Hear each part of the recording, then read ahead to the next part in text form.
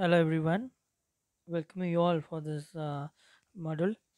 In this model, we are going to see the video about the pros from grade 8. Before we get into it, before we get into this video, we should note that what picture is given in this screen. Yeah, can you guess anything related to it? Yeah, you could see the parrots. It's a pet. We can say that they are seems to be they are friendly with, right? This man is friendly with the parrot, with the bird, right? So that's what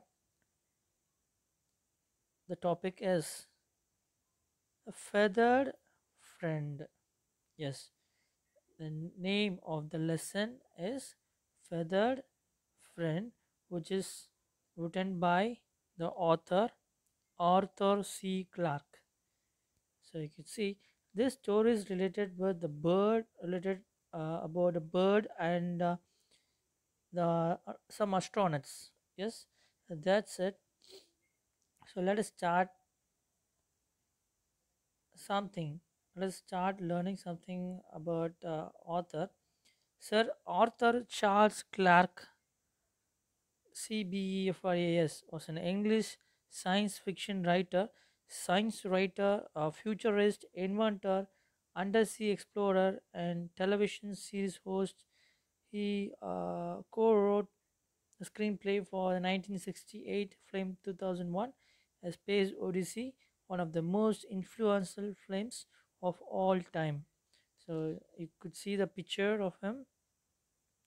So let us start learning the characters from this lesson. So the important characters are Sven Olsen, he's the owner of the pet, and Claribel, that is a small canary bird, that is the pet of Sven Olsen. Claribel is a bird, and the narrator finally Jock Duncan. He's one of the crew member. Yeah. So let's get to the summary of it. So how the story starts. Feathered Friend is written by Arthur Clarke is a science fiction story about a small canary bird that saved several lives in the space station. So as I told, this story is based on about the small canary bird, and that bird is the one which saves the lives of the people, saved the lives of the space research persons in the space station. Then Sven was the best construction worker on the space station at the time and was a very little fellow, but he was smart to have Claribel, a small canary, as a pet because it too close to nothing to make her survive on a space station. Claribel weighed practically nothing. Her food requirements were tiny, and she was not worried, as most animals would have been, by the absence of gravity. So you could see this when we start about this bird. This bird is one of the pets of that astronauts. Yes, the name of the owner is Sven Olsen, as I told. The pet name is Canary, as I told, that is Claribel. Yeah, so this bird was in this bird and the crew members were in space station. Yeah, so that's what. See the next para. The narrator woke up one day and with a headache and was slow in his morning activities. Sven was missing from breakfast because he was looking for Claribel. Claribel was found in a half conscious state, and Jock Duncan, the cook doctor dietitian, could not hear her heartbeat. Someone mentioned that she could be provided with an oxygen mask. So, later, this is what routine is happening in the space station. Every day, the crew members join together and they will eat food. But one day, there's something wrong in that. Claribel is missing. Before that, and one of the crew members was missing in that food table. Why? Who's that is? That is Sven Olsen. Because Sven Olsen went to search for a Claribel because search Claribel is missing there. Okay, so he's in the duty to find. He's in the search of Claribel, and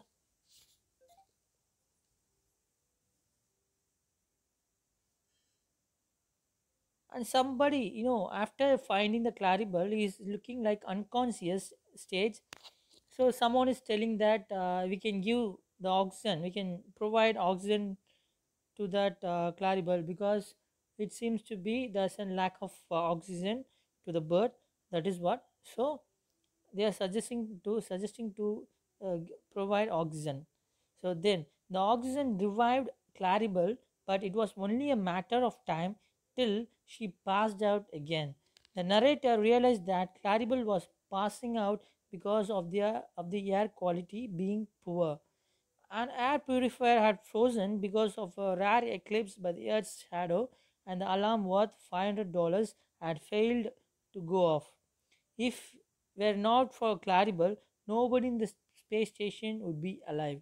As I told, that bird, there's a lack of uh, oxygen in the space station, so that tends to the unconsciousness of Claribel. So if the bird is not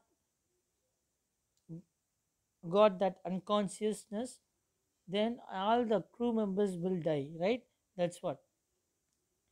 So that Claribel, the bird saved all the crew members in the space station. That's why given. So this is what the summary of this lesson. Now I'm going to show you the video of that animated video of that. You'll be very clear about it then. By Arthur Clarke. Sven Olsen smuggled his pet canary, Claribel, on board the space station. Although I'm not a psychologist, I must admit that his selection was very sensible. Claribel weighed practically nothing. Her food requirements were tiny.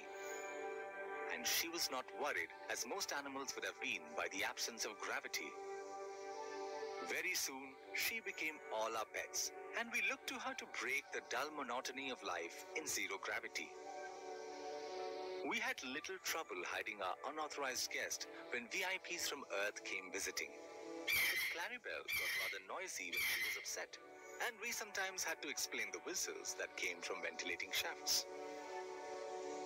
One morning, breakfast was unusually quiet. The night before, I had scant sleep and fitful dreams. So, I was also tired and lightheaded and in no mood for conversation. Sven came in through the doorway, and we could tell something was wrong.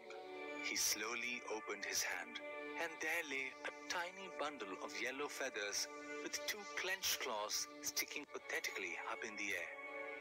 "What happened?" we asked, all equally distressed. "Give her a shot of oxygen," suggested somebody. Claribel was tucked into a face mask that was large enough to serve as a complete oxygen tent for her.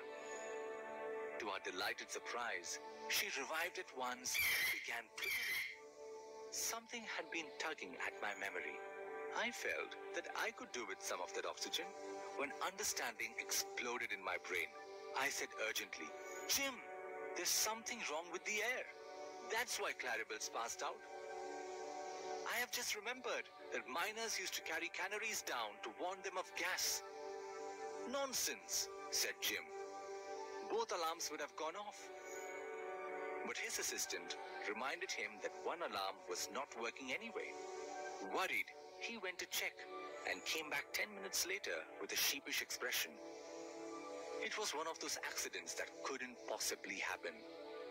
Part of the air purifier had frozen up last night, and the alarm had failed to go off. $500,000 worth of chemical and electronic engineering had let us down completely, and it was up to a little bird to save us. Claribel turned out to be a double security measure at practically no extra